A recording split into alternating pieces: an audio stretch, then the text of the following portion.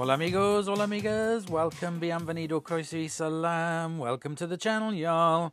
Today I have got this Hillman Avenger.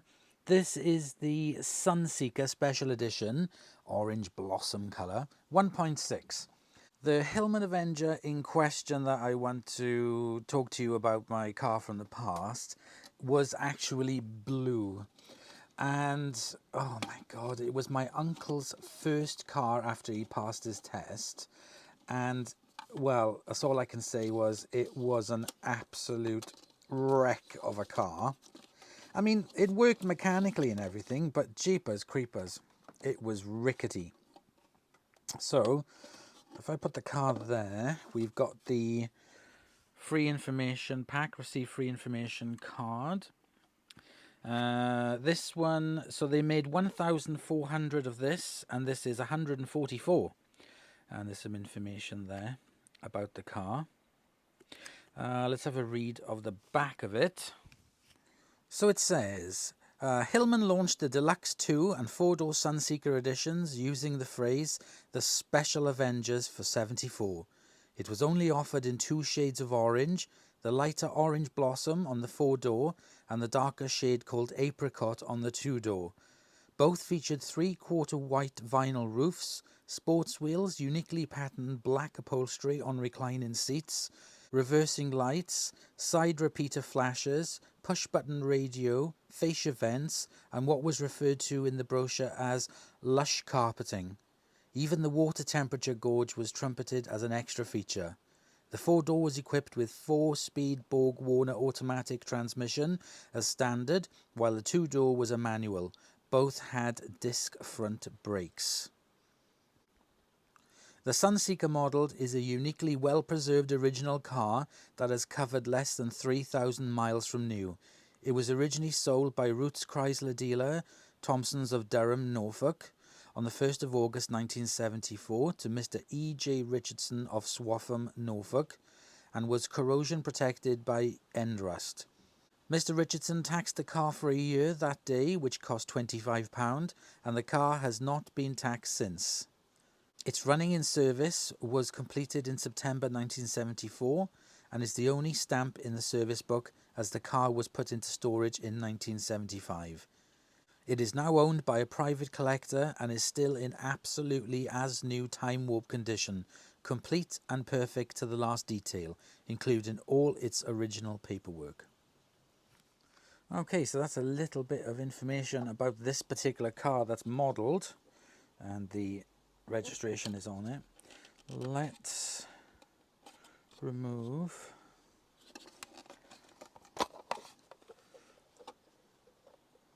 the car from the case.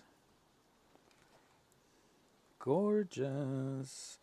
4 screws on this, so I'll take this off camera. The Hillman Avenger is a rear-wheel drive small family car originally manufactured by the former Root division of Chrysler Europe from 1970 to 1978. Badged from 1976 onward as the Chrysler Avenger, between 1979 and 1981 it was manufactured by PSA Peugeot Citroën and badged as the Talbot Avenger.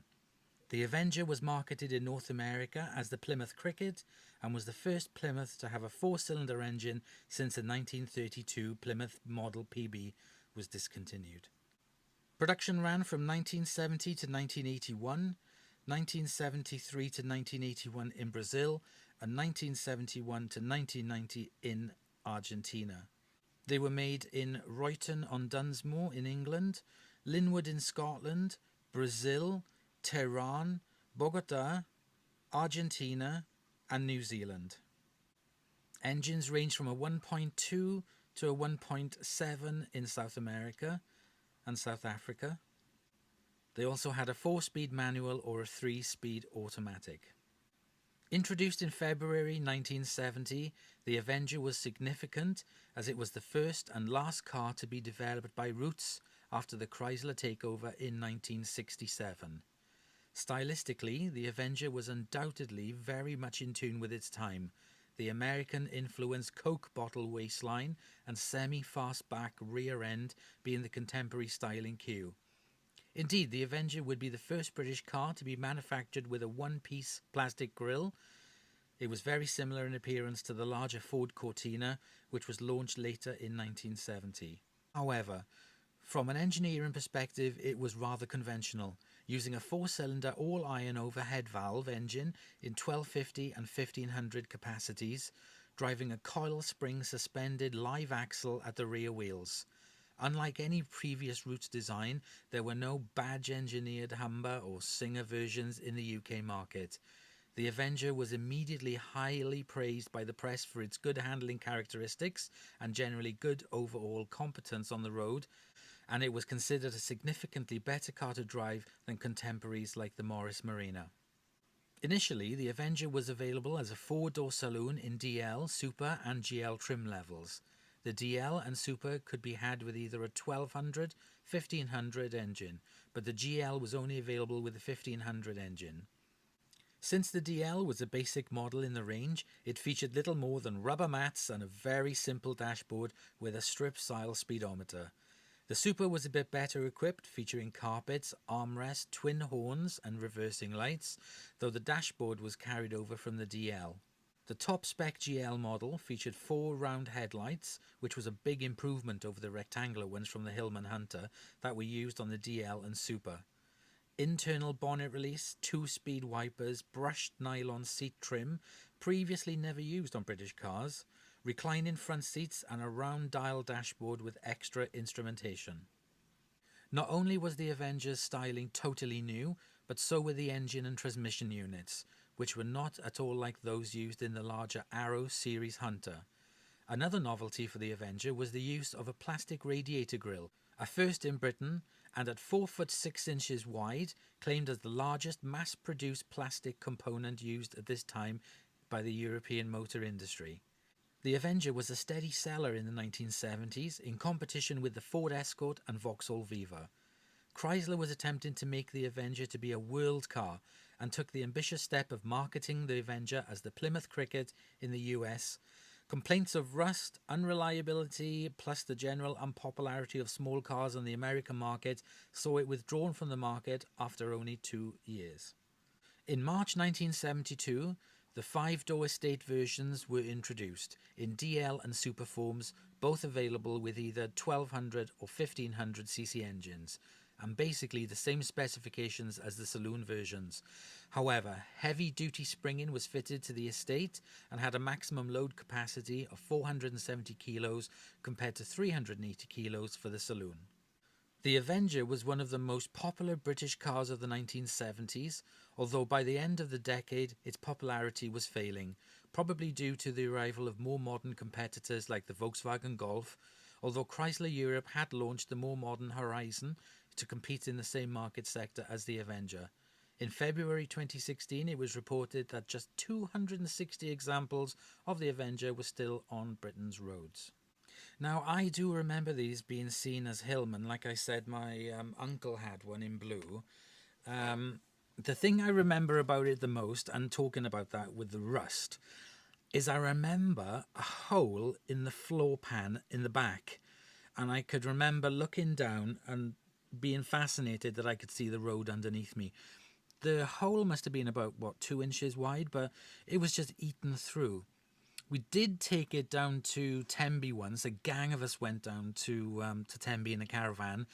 My mum, my dad, myself, my sister, my uncle, and also Auntie Glenys as well.